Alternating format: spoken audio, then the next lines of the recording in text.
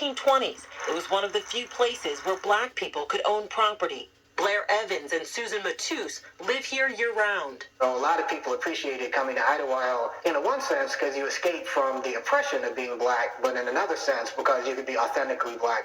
Here, they could swim, ride horses, and be entertained.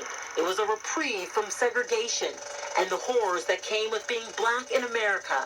But when the Civil Rights Act of 1964 was signed, things changed. Integration did a lot to damage Idlewild. Black people deserted Idlewild because then other places opened up and we could go any place. Marilyn Atkins built this cottage with her dad when she was 9 years old. And here's my dad. They came every summer, passing the tradition to her daughter and grandson.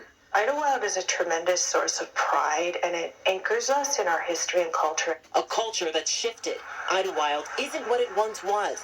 Less people live and vacation here, but now this one is our suite. A renewed effort to bring it back, partially led by Blair and Susan, who are on a mission to inspire black families to buy property and plant roots. So some of the younger folks are thinking about, well, what would it mean to reinvent that for the next 3 generations? Hey, Danny! The couple hosting year-round events to attract tourists.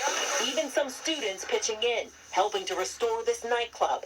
Idlewild was a safe place for some of the biggest names in entertainment to perform, like Louis Armstrong to Sammy Davis Jr., Della Reese, and the Four Tops. Makes me feel pretty accomplished because of all the historical figures that have stepped foot in this very place right now. A new generation remembering the resilience of the past and inspired to build towards the future.